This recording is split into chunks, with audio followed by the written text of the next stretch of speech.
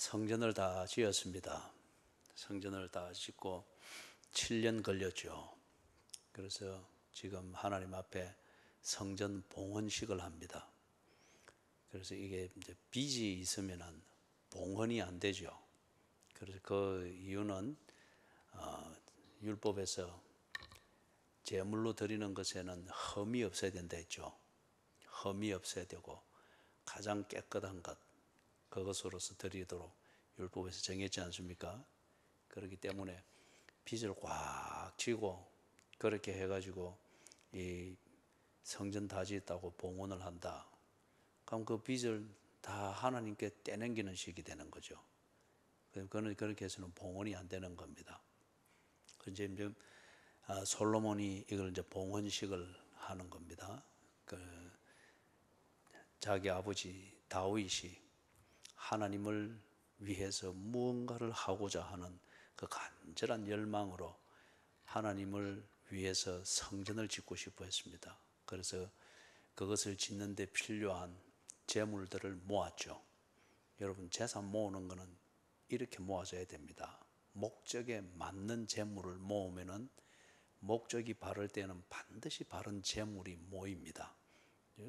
그래서 다윗이 하나님을 사랑하는 그 마음, 이것을 표현하고 하나님께 전달이 되는 이걸 위해서 성전을 짓기를 원했습니다. 그런데 다윗이 그때 한창 성전 짓는데 몰입을 할 수 없는 상황이었어요. 계속 전쟁을 해야 됐거든요. 전쟁을 하고 주변 이방인들을 정리를 해야 되고 이제 이런 것들이 함께 있으니까 한 손에는 피를 묻히면서 한 손으로 거룩한 성전을 짓는데 몰입을 한다. 이게 안 되는 겁니다. 그래서 하나님이 다윗으로 하여금 성전 짓는 것을 너는 준비만 하고 짓는 건 네 아들이 해라. 그런 겁니다. 그때 하나님이 다윗에게 알아듣도록 한 말은 뭐였습니까? 1번, 너는 못생겨서 안 된다. 2번, 너는 가난해서 안 된다. 3번, 너는 기도 당번을 안 하기 때문에 안 된다. 4번, 너는 손에 피를 많이 묻혔기 때문에 안 된다. 여러분, 알아서 4번 한 게 아니고 답이 항상 마지막에 있다는 거 습관 따라서 대답을 한 거죠. 그래서 그 너는 손에 피를 많이 묻혔기 때문에 안 된다 하는 이게 조금 전에 설명했던 그 상황이에요. 그렇게 하는 것 다윗이 잘못하는 게 아닙니다. 왕으로서 또 하나님의 그 은혜를 받은 대로 그 은혜를 지키며 누리며 살기 위해서 그는 전쟁을 해야 했습니다. 전쟁을 타협해서 만들어진 평화는 결코 평화가 아닙니다. 타협해서 만들. 그렇기 때문에 여러분이 오전에도 보았던 것처럼 여호와께서 세우시는 집은 절대 타협해서 만들어진 분위기가 아닙니다. 여러분, 그래서는 여호와께서 세우시는 집이 안 세워집니다. 지금 조금 불편해지고 조금 어려워지고 껄끄러워지더라도 여호와께서 세우는 집이 되도록 해야 됩니다. 그래야 예수님이 마태복음 7장에서 말했던 것처럼 두 종류의 사람이 집을 짓는다고 했죠. 한 사람은 어디 짓는다 했습니까? 또 다른 사람은요? 누가 연산육동이라 했습니까? 한 사람은 모래 위에 짓고 한 사람은 반석 위에 짓고, 모래 위에 집을 짓는 사람은 어떤 사람이랬지요? 원사님, 목걸이가 그리 찬란하고 좋은데 이런 대답을 해야 체면이 있어지요. 모래 위에 짓는 사람은, 집을 짓는 사람은 어떤 사람이랬지요?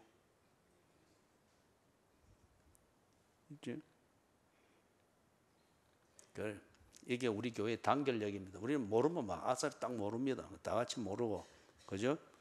알면은 막 시끄럽도록 막 이렇게 하느라고, 그죠? 예수님이 마태복음 5장, 6장, 7장에서 쫙 설교를 했지 않습니까? 그걸 듣고 참 설교를 어찌 저래 참 잠이 올 정도로 부드럽고 평화롭게 하시노, 그죠? 우리 전 목사처럼 저래 소리를 안 질러서 저렇게 참 듣기도 좋고 한데 그런 사람이 있고, 어떤 사람은 들으면서 막 씩씩거리는 거예요. 내 들으라고 하는 소리네. 예수님이 어찌 저리 이제 초잡게를 말이야. 할 말 있으면 내한테 직접 대놓아가지고 내 들으라고 다 내 소리네. 그래 하면서도 끝까지 듣고 있는 거예요. 씩씩거리면서도. 그죠? 끝까지 듣고, 또 어떤 사람은 들으면서 그래 참 오늘 이 말씀을 듣기 위해서 내가 여기까지 왔구나, 감사합니다 하는 마음으로 그래 듣는 거예요. 그런데 다 듣고 난 뒤에 씩씩거리며 들었던 사람이든 어찌 참 저래 시냇물이 흘러가듯 음악 소리 같네 라고 했던 그런 사람들은 듣고 기분이 좋았거나 기분이 나빴을 뿐 그것으로 끝. 예수의 말씀 들었던 것하고 상관없이 사는 거예요. 그런 사람들이 모래 위에 집을 짓는 자와 같다 하는 겁니다. 원사님 알았지요? 예. 모래 위에 짓는 자와 같다. 그 다음에 반석 위에 짓는 자와 같다. 씩씩거리면서도 지금 어째 저는 설교 와 이리 기노? 5장에서부터 7장까지가 뭐고 예수님, 예? 그런 말씀 또 씩씩거리면서 내만 자꾸 내한테 드러난 소리 아니가? 그런데 들어보니 옳은 거예요. 그리고 그게 참 마음을 찌르는 겁니다. 기분은 나쁘지만은, 인간적으로 기분은 나쁘지만은 지 영혼은 그게 수긍이 되는 겁니다. 그래서 씩씩거리면서도 예수님이 말씀한 대로 하는 거예요. 이런 사람을 정집사님 반석 위에 집을 지은 자와 같다. 알아들었죠? 그러면 이제 물어봅니다. 모래 위에 집을 짓는 사람은 어떤 사람이 짓지요?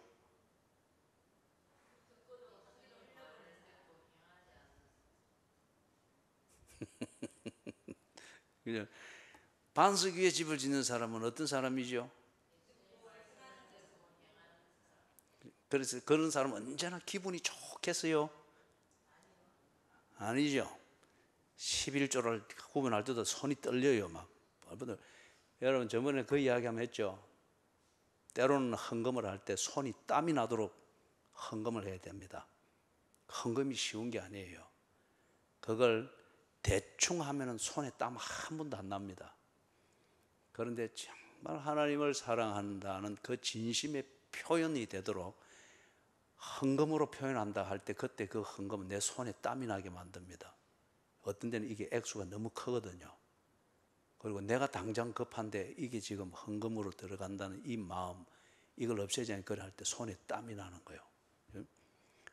여러분 이런 게 우리한테 종종 있어야 됩니다. 그죠? 그 뭐 사랑이 뭐 그런 게 아니죠. 사랑은 참 우리 손에 땀이 나도록 만들고 그래 하는 거죠. 그래서 예수님의 말씀을 듣고 그 말씀대로 순종을 하는 것, 이게 언제나 기분 좋게 되는 건 아니에요. 그런데 우리 영혼 깊은 곳에서는 평화가 있습니다. 그런데 우리의 삶에는 갈등이 있습니다. 갈등이. 그래서 예수님의 말씀대로 딱 그렇게 하는 거예요. 그래서 다윗이 하나님의 말씀대로 순종합니다. 그런데 그 순종을 해 나가는 현실적인 삶은 전쟁을 해 나가야 되는 이게 끊이지 않았습니다. 그렇기 때문에 전쟁을 하려면은 언제나 전략을 세워야 되고 이기는 걸 생각해야 되고 이기기 위해서 전력 투구해야 되고 때로는 악한 걸 봐야 되고 지 진영 안에 스파이가 있는지를 살펴야 되고 그게 이기기 위해서 내게 땅을 주기 위해서 하나님이 인도하시는 그 길을 순종하는 그 내용입니다. 그런데 한편 그 분란하고 이기기 위해서 집중하는 이 마음을 가지고 성전을 짓는 이것에 집중할 수 있겠어요? 안 되죠. 그죠? 집중이 안 됩니다. 그렇기 때문에 하나님께서 그 말씀을 한 겁니다. 너는 손에 피를 많이 묻혔으니 그 일을 잘 완수해라. 그리고 성전을 짓는 것은 손에 피를 묻힐 필요가 없는, 즉 너의 순종을 통하여서 네 땅에 평화가 이루어지면은 네 자손이 평화를 누릴 때니 그때에 하나님이 주는 설계도와 하나님을 향한 그 마음, 그것을 잘 드러내고 표현하는 이 설계도를 만들고 그것에 적절한 그 시설을 하면서 집중하여 지을 수 있는 네 자신, 네 자식이 하게 하라. 그리고 다윗에게 허락한 것은 재물을 모은 겁니다. 그래서 전쟁하는 데마다 이기서니까 전쟁할 때마다 이기면은 전리품이 있잖아요. 그리고 정복한 땅으로부터 조공을 받잖아요. 그렇기 때문에 재물을 모았던 겁니다. 그죠? 그리고 이걸 모아서 솔로몬이 이 성전을 지었죠. 그러니까 빚 안 지고 성전을 다 지었습니다. 그래서 봉헌을 했어요.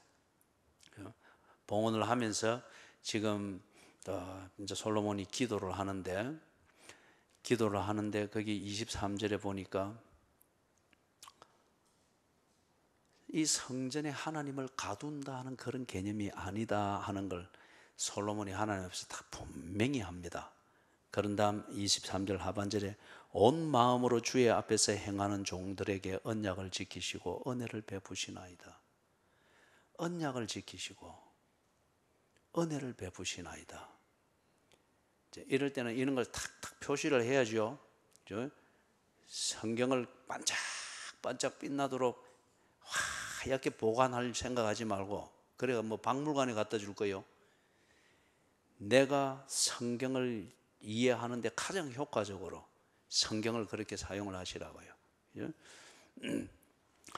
언약을 지키시고, 하나님은 자기 백성을 교제하고 관계할 때에 언약으로 보증한 대로 합니다. 언약으로 보증한 대로. 그죠? 쉽게 좀 우스갯표현으로 그리 말하자면 그렇습니다. 오늘 마태복음 7장을 우리가 보았던 것처럼 예수님 앞에 가가지고 내 모릅니까? 네 누구? 아니 내가 이것도 하고 이것도 하고 이것도 하고 했는데 나를 모르다니요 예수님. 그래? 네 신분증 있나? 그 이제 언약입니다. 그러니까 딱 그걸 보여주는 거예요. 그러면은 아 그래 내가 잠시 너를 잊었는지는 모르지만 네 맞네. 조금 우스갯소리로 표현했습니다. 그래서 분명한 건 뭐냐, 하나님은 언약한 그 언약에 근거해서 자기 사람을 확인합니다. 그리고 언약으로 보증한 대로 하나님은 자기 사람을 지킵니다. 그래서 그 뒤에 뭐라 되어 있습니까? 언약을 지키시고, 그래서 어떻게 한다고요? 예, 이때의 은혜는 언약 관계 안에서 하나님과 교제하고 있는 내가 하나님과 교제하고 있는 사람답게 나를 관리하고 사는데 필요한 모든 것입니다.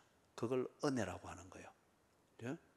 그걸 은혜라고 해요. 이게 꼭 뭐 돈을 준다, 뭐 기적이 일어나서 그거는 아주 좁은 개념으로 그렇게 볼 게 아니에요. 그렇기 때문에 여러분, 은혜 이거는 꼭 하나님 내게 없는 재물을 준다, 무슨 뭐 건강을 준다, 꼭 그런 것만을 말하는 게 아니에요.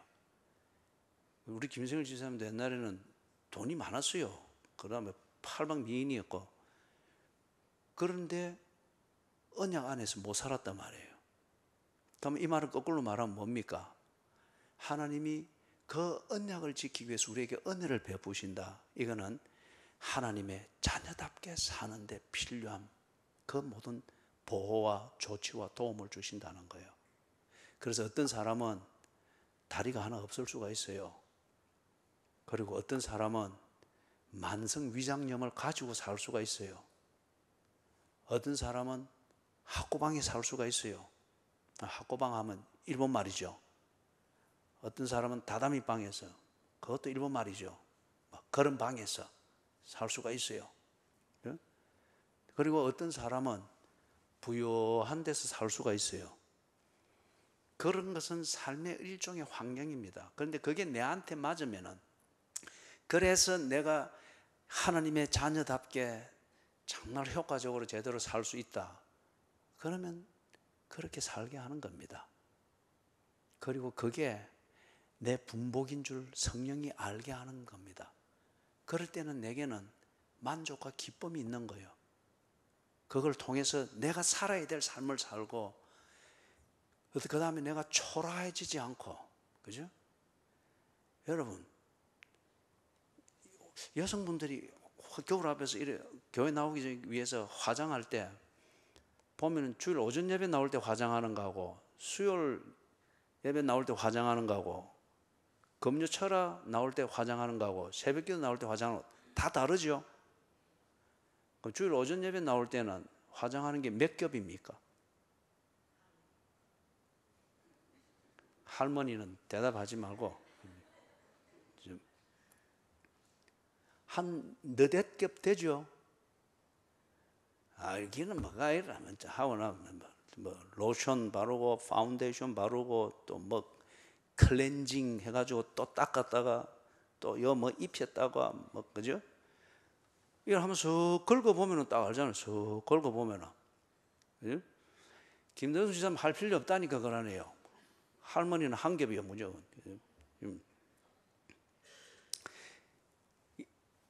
이게 이제 무슨 말이냐 하면은, 어떤 사람은 제가 거의 뭐 외모, 그 다음에 지를 탐심으로 치는 것 같으면은 사람이 지 기준이 아니에요.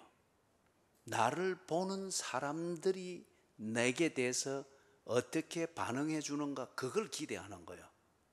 와, 예쁘다. 아니면 뭐 그죠? 그걸 기대하면서 자꾸 지를 가꾸는 거예요. 그런 사람에게는 여러분, 하나님이 은혜 주셔도 그거는 은혜인 줄을 전혀 모릅니다.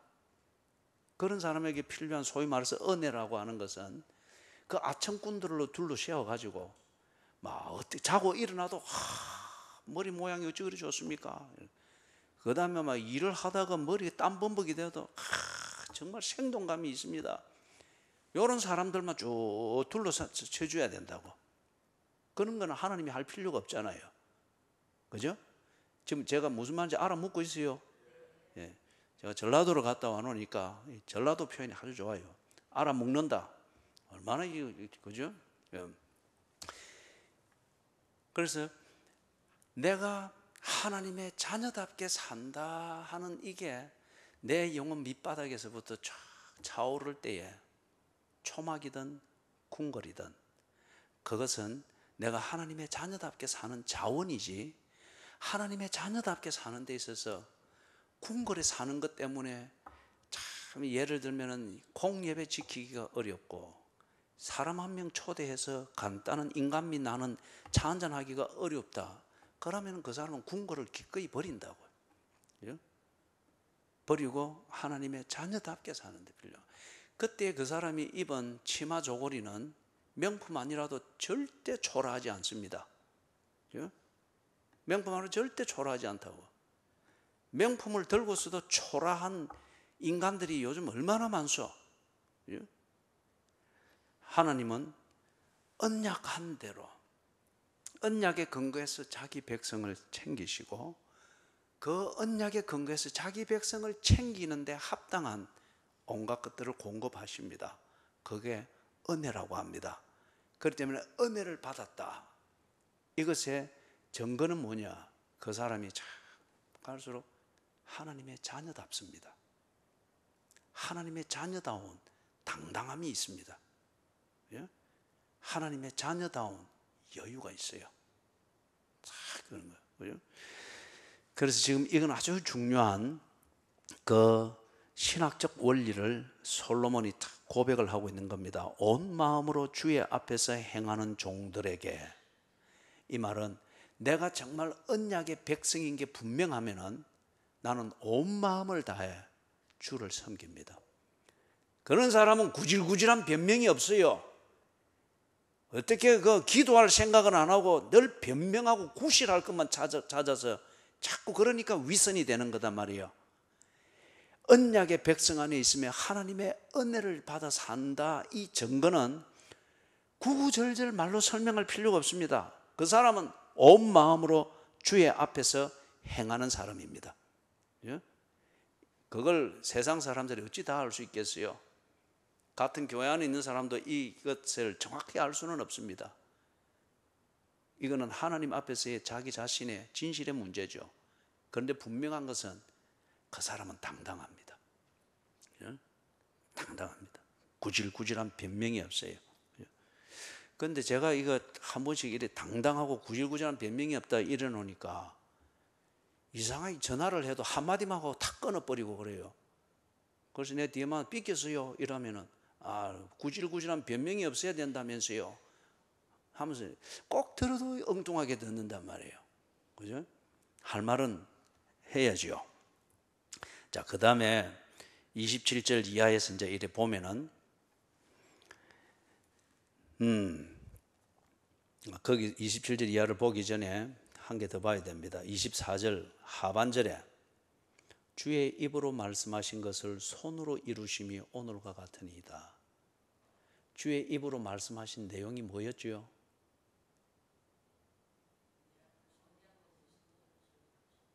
그죠? 드디어 이제 목걸이 효과가 나타나는구만요. 그죠?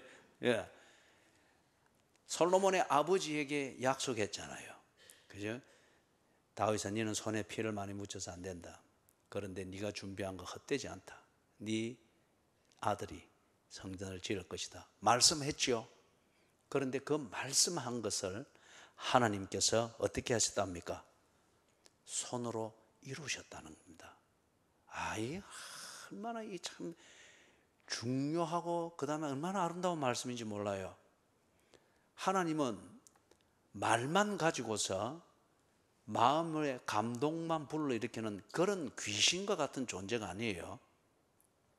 그리고 하나님은 말잔치를 가지고서 사람 마음을 홀리는 그런 말꾼이 아닙니다. 여기 보세요. 하나님은 손으로 이루신다고 하지 않습니까? 그죠? 손으로 이루시는 이 청사진은 사람들이 모릅니다. 그런데 사람들이 꼭 그걸 먼저 알려고 하잖아요. 그죠? 이 블루프린트가 뭐냐, 계획이 뭐냐, 목적이 뭐냐, 그 청사진을 전체 그것부터 먼저 알려고 하잖아요. 이걸 알 수가 없습니다. 알 필요도 없고요. 안다 한들 우리가 그 블루프린트대로 살아낼 재간이 없습니다. 그렇기 때문에 여러분, 헛된 꿈을 꾸고 헛된 계획을 세우느라고 날밤을 새지 마시라고요.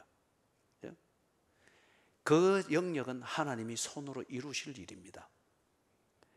하나님께서는 그걸 믿으라는 거예요. 그걸 믿고 한 걸음씩 내가 끌어주는 대로 따라오라 하는 그걸 위해서 뭘 하신다고요? 말씀해 주신다는 겁니다. 킹 조지 5, 이 영국의 왕, 그래서 조지 6세인지 5세인지 그 사람이 이래 말년하면서 암이 걸렸어요. 그때는 이 암을 발견하고 뭐 이런 의학이 그만큼 발전이 안 되기 때문에 이제 발견되면은 뭐 말기죠. 그죠? 그러면서 이 양반이 다 한날은 자고 하는데 꿈을 꿨습니다. 꿈을 꿨는데 그 꿈이 너무 생생한 거예요. 그래서 꿈 얘기를 자기 백성들한테 이 연두 연설을 하면서 그 얘기를 해준 거예요. 꿈의 내용이 뭔가 하면은 꿈을 꿨는데 자기가 궁전에서 내실에서 나가서 산책을 하려고 문을 탁 나왔는데 안개가 자욱하게 끼었더라는 거예요. 안개가 자욱하게 꼈는데 그런데 바로 그 옆에는 공동묘지들이라는 겁니다. 그런데 그쪽으로 나가는 좁은 문이 있는데 그 공동묘지를 거쳐가야 되는데 어느 길로 가야 되는지 문도 안 보이고 그 다음에 문을 가스름히 보여도 문 밖에 어디를 디뎌야 되는지 안개가 너무 쫙 껴서 안 보이더라는 거예요. 그때 그 사람에게 누군가 이 묘원지기가 이 왕 꿈속에서 나와 있는 자기죠. 그래서 말을 하더란 거예요. 그냥 가십시오. 그 문에 희미하게 보이는 문을 들어서서 첫 발을 내밀면은 누군가 당신에게 손을 내밀 겁니다. 그러면은 그 손을 잡으십시오. 그리고 안개 속에 길을 찾으려고 하지 말고 그 손이 이끌어주는 대로 이끌려 가십시오. 그게 당신의 길입니다. 그러고 꿈을 깼다는 거예요. 하나님은 우리에게 믿어야 될 사실과 믿어야 될 진리를 말씀해 주십니다. 그리고는 우리에게 손을 주시는 거예요. 당신의 손을. 그 손을 잡으면 이끌 때 우리가 가는 것은 한 걸음씩 한 걸음씩, 하루 또 하루 우리는 이렇게 가는 거예요. 그러면서 우리의 일년을 하나님이 만드시는 겁니다. 우리의 일생을 하나님이 만드시는 거예요. 그런데 우리는 우리의 일생이라는 이 큰 그림을 자꾸 찾느라 우리의 하루하루를 걷지 못하고 그냥 주저앉아 있는 거단 말이에요. 이것의 정확한 아주 전형적인 이해가 이스라엘 백성이, 정확히 말하면 히브리 족속이죠, 애굽에서 해방에서 나와서 광야에 있을 때 그들은 자꾸 약속의 땅이 어딘지 막 이런 걸, 그걸 먼저 알려고 할 때 하나님은 모세를 통해서 광야에서 하루하루 사는 것을 구체적으로 보여주고 손으로 일을 하셨잖아요. 그렇게 따라가니까 40년이 지나니까 약속의 땅에 딱 들어가 있었잖아요. 그죠? 그래서 여기 있는 것, 주의 입으로 말씀하신 것을 손으로 이루심이 오늘과 같으니이다. 다윗은 지금 일어난 이 그림을 모릅니다. 다윗은 다윗 때에 들어야 되는 그 말씀만을 들었어요. 네가 지을 일이 아니다. 네 자식이 할 일이다. 그리고 다윗은 그날 해야 될 일에 집중하게 했습니다. 다윗이 성전을 짓는다는 것은 알지만은, 그죠? 어떻게, 언제, 누가, 무엇으로 지을지는 모릅니다. 다윗이 그걸 알고자 금식하고 있었다면 그는 금식하다 죽었을 겁니다. 아무것도 못하고. 그건 다윗에게 해당이 안 되는 것이기 때문에. 그러나 다윗은 하나님이 믿으라고 준 말씀을 그냥 그대로 믿었습니다. 그리고 하나님은 말씀하신 대로 당신의 손으로 그것을 이루셨습니다. 이게 우리가 하나님을 믿는 그 실체입니다. 그죠? 하나님 보여주세요. 어떻게 보여주면 어쩔 건데? 그죠? 이것 말고 다른 것 또 보여주세요. 또 보여주면 어쩔 건데? 그죠? 우리가 그 마태복음 6장 33절 같이 외웁니다. 시작. 너희는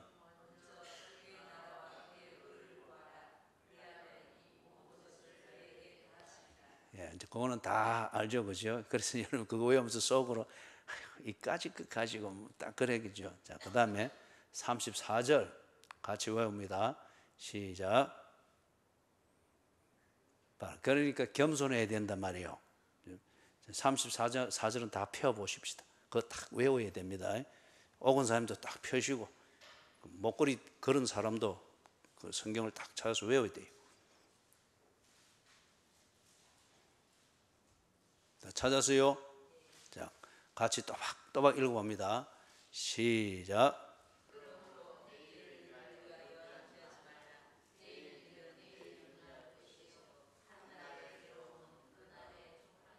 이제 그 말씀도 이해가 됐죠?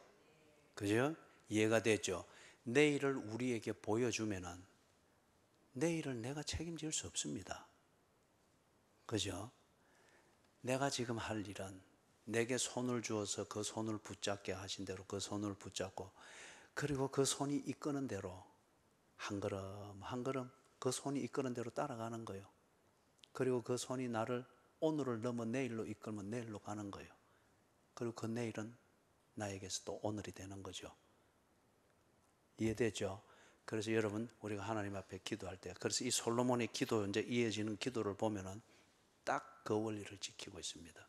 그걸 깨달은 거죠. 그죠? 깨달은 거죠. 하나님, 내가 행복할 건지 또는 행복하게 해주세요. 그 행복이 뭔지를 모르잖아요. 그죠? 그럼 좀 보십시다. 27절에서부터 53절까지 보면은 참 다 성전을 말합니다. 자, 제가 그걸 하나씩 집어볼게요.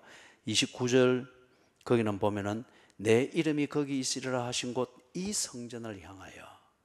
그러면 이 말은 성전의 그 본질이 뭔가를 말합니다. 성전은 하나님이 자기 백성들 가운데 있음을 알게 하고는 정표입니다. 임마누엘의 정표예요. 그 다음에 이제 31절에서 31절, 32절 여기서는 이제 어떤 사건, 범죄한 것, 이래서 사법적 판단을 해야 되는데 이게 애매할 때에 그때도 이 성전에 있는 주의 제단 앞에서 맹세하기를, 그러면은 이 사법적 판단, 그래서 이 백성들 가운데 정의가 세워지게 해주십시오. 성전 중심입니다. 그 다음에 33절에서부터 34절 여기서는 이스라엘이 주께 범죄한 결과 그 범죄에 대한 대가로 하나님께 벌을 받을 때 그때에도 이 성전을 향하여 기도하거든 그걸 용서해 주실 것을.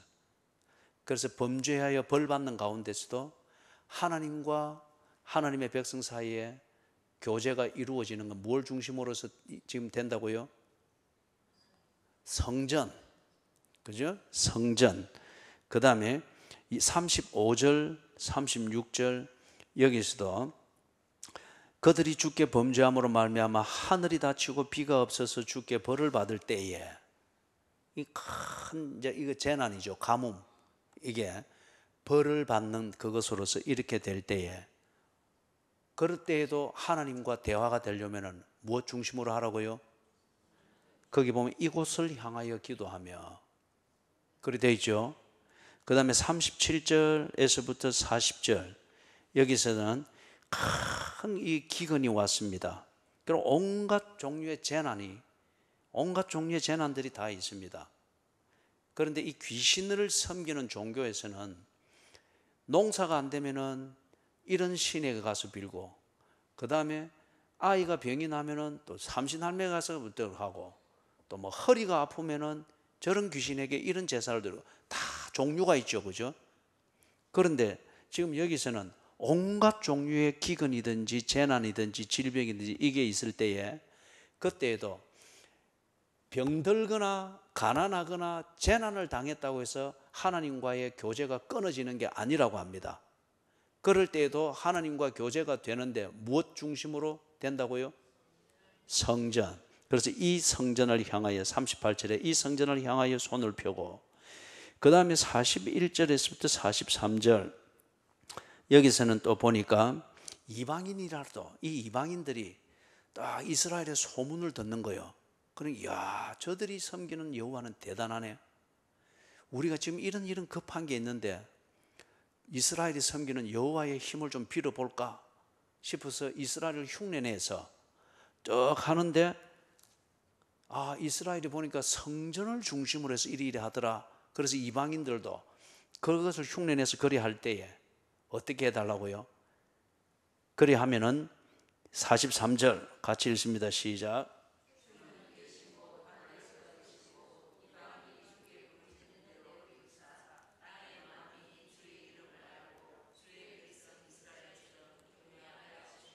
거기까지. 그래서 이런 경우는 이방인이 기적을 보는 것과 같아요. 그러면서 이스라엘이 섬기는 여호와가 살아있긴 살아있는 모양이네. 저들이 이렇게 우리가 늘 보던 것 그게 그냥 지어낸 게 아니네. 이제 깜짝 놀라겠죠, 그죠? 그리고 여호와께 대하여서 굉장히 지금 관심을 가지게 되겠죠, 기울이게 되겠죠. 그죠? 이제 이럴 때에 이 사람들이 하나님의 말씀을 듣고 이리 되면은 이제 정말 하나님을 만나게 되는 그런 단계로 들어가게 되겠죠. 그죠? 이제 이것도 성전, 이 이방인들, 예수를 우리 표현을 말하면 예수를 믿는 사람들을 구경만 하고 있던 사람들이 저거가 아쉬울 때에 우리도 그리 될라나 싶어서 그리 해서 성전을 통해서 이래 했는데 하나님 그때에도 그걸 무시하시면 안 됩니다. 왜냐하면은 이 성전을 통하여서 하나님이 우리 가운데 계시고 우리를 위해서 일하신다고 하는 것을 저들이 알아야 됩니다. 그죠? 그걸 위해서 솔로몬이 이 기도를 이래 하는 거예요. 여러분 여기서 한 가지 좀 덧붙일 거는 우리가 이런 사람들이 돼야 됩니다. 우리 주변에 있는 사람들 누구보다도 우리의 자식들이 예수 믿는 엄마와 아버지를 이렇게 보면서 이 자식들이 이제 머리가 커갈수록 저거 인생의 고비들을 맞이하잖아요. 그럴 때에 이럴 때에 우리 엄마가 겪었던 거네. 이럴 때 우리 어머니는 이리 하더라. 그래서 그 급한 김에 엄마가 가던 새벽 기도를 이래 한번 나와보고 그리 되도록 만들어야죠. 그죠? 그런데 이 요즘 뭡니까? 이 교회를 다닌다는 엄마나 아버지들이 자식이 하자는 대로 하니까, 그죠? 자식이 하자는 대로 하니까 자식들이 그 참 어머니나 아버지가 해결해 줄 수 없는 인생의 고비를 만날 때에 어떻게 해야 될지를 모르잖아요. 사주팔자 보러 가고 뭐 난리 치잖아요. 이게 지금 이스라엘이 그래도 골통짓을 하면서도 참 이 하나님 앞에서 어려울 때마다 죽기 살기로 체면불구하고 하나님 찾고 이걸 볼 때마다 이방인들이 볼 때는 기적과 같이 탁탁탁 고비가 넘어가는 걸 보니까 이방인들이 비슷한 경우를 당했을 때에 저거 신을 뒤로 하고 이스라엘이 섬기던 여호와를 찾는 거예요. 봐왔기 때문에 그동안. 그죠? 우리가 그런 의미에서 능력 있는 부모들이 되기를 바랍니다. 기도할 줄 아는 부모들이 되기를 바랍니다. 급하면은 자식들하고 뒷공문에 따라다니면서 함께 허둥지둥 되지 말고 우리가 살아오면서 우리가 고비를 넘길 때에 주 앞에서 몸부림치던 것 있었지요? 없었어요? 이게 뭡니까? 무엇보다도 자식들에게 전도가 돼야 돼요. 강제할 수는 없습니다. 그러나 아버지가 믿는 하나님이 누구인가는 느끼게 해줘야 됩니다. 어머니가 왜 새벽 기도를 다니는지 그 삶의 능력을 보고 느낄 수 있게 해줘야 됩니다. 보면서 그들이 당장 믿지는 않아야 할지라도 적어도 똑같이 인생은 똑같은 거잖아요. 내가 겪었던 것 적어도 겪게 되어 있습니다. 느끼게 해줘야 됩니다. 그래서 그때에 발등에 불 떨어졌을 때에 불 끄기 위해서 엄마가 하던 것, 아버지가 하던 것 그들이 믿지는 않지만 허둥지둥 되면서 하면서 지금 이런 그래서 이방인이 하나님을 알게 됐듯이 그죠? 그게 자식들을 부르는 것이고 모태 신앙을 가진 자식들의 특권이면 특권이죠. 그래서 다시 강조하지만은 참 오늘날 참 이 뭡니까 가정의 평화, 자식들을 사랑하는 아버지, 엄마 그 사랑이라고 하는 것을 아주 가벼운 세속적 개념으로 만들어 놓으니까 늘 자식들 꽁무니만 따라다닌단 말이에요. 그죠? 꽁무니만 따라다니니까 통째로 막 가정이 다음 세대를 기약할 수 없도록 그렇게 무너져 버리잖아요. 그죠? 그래서 오늘 예수님이 한 그 말씀이 정말 맞는 말입니다. 그죠? 아버지가 아들과 원수가 되고 아들이 아버지와 원수가 되고 엄마가 딸과 원수가 되고 딸이 엄마와 원수가 되고 5 가족이 있으면 2 사람이 3 사람과 3 사람이 2 사람과 적대 관계를 이루면서 원수가 된다. 가정을 정말 세우려면 그 과정을 거쳐야 됩니다. 자, 오늘은 요거 우리 살피는 것까지만 합시다. 다음 주에 우리 이것이 우리 교회와 어떤 관련이 있는가는 다음 주로 미루도록 그래 하고 일단 44절, 45절에서는 주의 백성이 그들의 적국과 더불어 싸우고자 하여 주께서 보내신 길로 나갈 때에 그때 이 사람들이 이 전쟁을 위해서도 뭘 해야 된다고요? 성전이 있는 쪽을 향하여. 전쟁도 성전 중심입니다. 그죠? 그때 하나님이 전쟁 가운데서도 임마누엘 하시는 것을 드러내시옵소서. 그리고 46절에서부터 이제 그 끝에 있는 것은 아주 큰 기도죠. 그들이 주께 범죄함으로 주께서 그들에게 진노하사 그들을 적국에게 넘기심에 적국이 그들을 사로잡아 원근을 막론하고 적국의 땅으로 끌어간 후에 그들이 사로잡혀간 땅에서 스스로 깨닫고 그 사로잡은 자의 땅에서 돌이켜 주께 간구하기를 우리가 범죄하여 반역을 행하며 악을 지었나이다 하며, 적국에 포로로 잡혀갔습니다. 거기에서도 하나님을 찾고 하나님과 소통이 된다. 뭘 통해서 된다고요? 역시 성전이죠. 그래서 48절에 보면은 성전 있는 쪽을 향하여. 그죠? 그 말은 지금까지 이렇게 쭉 봤던 것을 통해서 볼 때 하나님이 언약으로 자기 백성을 삼으신 이스라엘 가운데 계시다고 하는 이것을 솔로몬이 믿습니다. 그리고 그 믿음 위에서 솔로몬이 하나하나 간구를 하는 겁니다. 하나님, 언약의 백성으로 삼으시고 언약으로 맺은 이 백성들 가운데서 계시면서 책임을 지신다고 하는 이걸 알도록 하기 위하여 우리에게 성전을 짓게 했지 않습니까?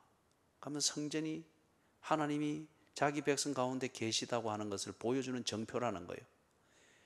그러면 하나님 우리를 도우셔서 이 성전을 향하여서, 그리고 또는 이 성전에서 그 신앙을 가지고 하나님을 찾고 구할 때 하나님의 백성들을 돌보아 주시옵소서. 포로된 땅에서 힘이 없어 포로가 되었으나 하나님의 백성의 당당함과 삶은 잃지 않도록 해주십시오. 죄를 지어서 죄인으로서 초라해졌으나 하나님이 계시는 곳 성전을 향하여서 주의 자비를 구할 때 성전에 계시며 자기 백성을 통치하시며 언약대로 은혜를 베푸시는 하나님, 죄인을 용서하시고 하나님의 백성이 죄인의 초라함이 아니라 용서받은 죄인의 당당함, 깨끗함으로 일어설 수 있게 해주십시오. 그걸 지금 하나하나 간구하고 있습니다.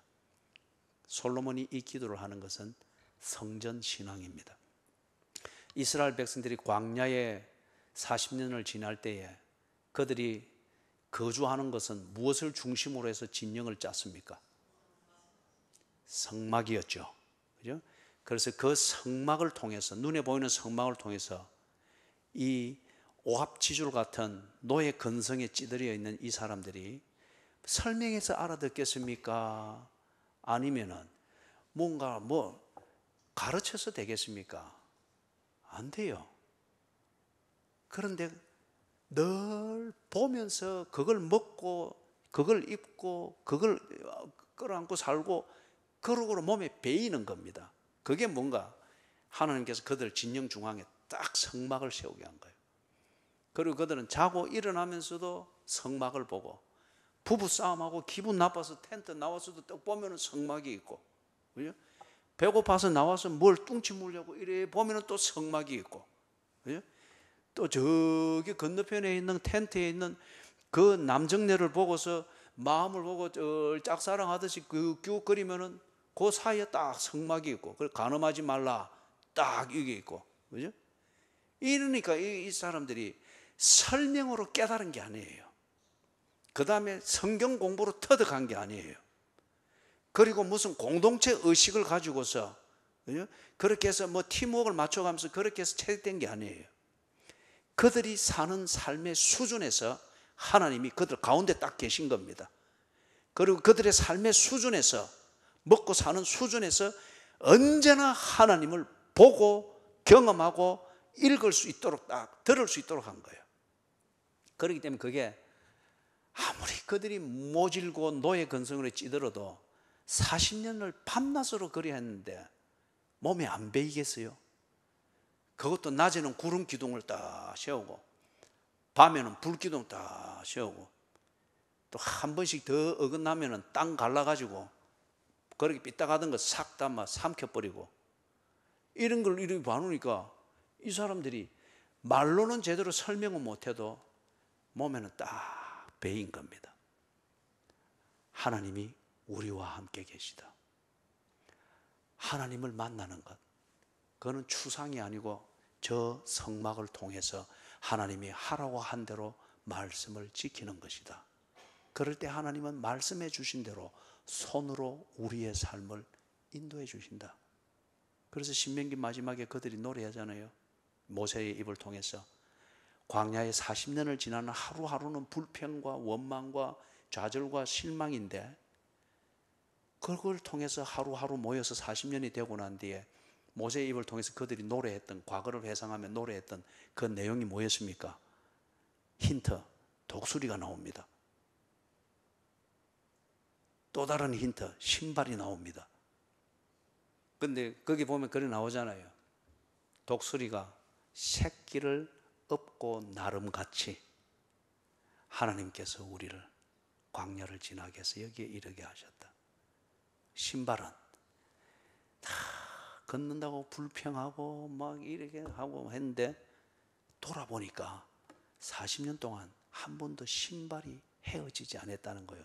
이 말이 신발이 하나도 안 떨어졌다 이 말보다도, 신발이 여러분 이게 참 불편하면은 걷는 거 못 걷습니다. 그죠? 신발 안에 모래 하나만 딱 들어와도 이게 혼자 돌아다니면서 발을 이렇게 불편하게 만들면 못 걷잖아요. 그죠? 멈춰서 신발부터 털어야 됩니다. 그런 게 없었다는 거예요. 신발이 헤어져서 발이 부럽지 아니하였다. 그들의 하루하루는 참 큰 그림을 모르니까 그것에 대해서 하나님을 신뢰하는 믿음 떨어지면은 그 하루가 얼마나 막연하고 힘이 들겠어요. 어디로 가는지도 모르고 믿음 하나, 신뢰 하나로 가는데 이 신뢰를 잃어버릴 때 얼마나 힘들겠어요. 그런 하루하루가 40년이 갔는데, 지나고 보니까 약속의 땅을 딱 이제 눈으로 보면서 딱 40년을 돌아보니까 하나님께서 꼭 킹 조지 5세가 꿈꿨던 것처럼 그들에게 손을 주고, 그들은 손을 잡았을 뿐인데 그러면서 씩씩거리고 불평하고 하면서도 손을 잡고 있으니까 끄는 대로 오니 약속의 땅에 와 있더라. 그래서 돌아보니 독수리가 새끼를 날개에 얹고 나름과 같이 하나님이 우리를 광야에 나르셨구나. 돌아보니 신발이 헤어져서 걷지 못해서 못 오는 경우가 없었더란 말이에요. 그래요? 그래서 그들은 성전 신앙이 되었습니다.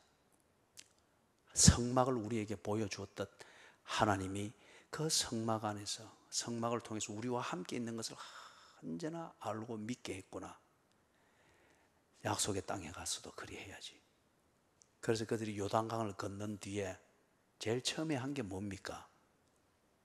제사를 드렸잖아요. 하나님을 예배했잖아요. 그죠? 성막을 통해서 40년 동안 몸에 익은 그대로 그들이 요단강을 다 건너서 제일 먼저 했던 게 요단강 중앙에서 다 건져내온 12개의 돌로 쌓은 그 제단 위에, 볼품은 없지만 정말 의미 있는 거잖아요. 그 제단에서 그들이 하나님을 예배했습니다. 성전 중심의 신앙이었죠. 자, 이 성전이 지금 우리에게도 있습니다. 이 성전 신앙이 지금 우리에게도 이어지고 있습니다. 이 부분에 대해서는 우리 다음 주 오후 예배 시간에 보도록 그렇게 하십시다. 자,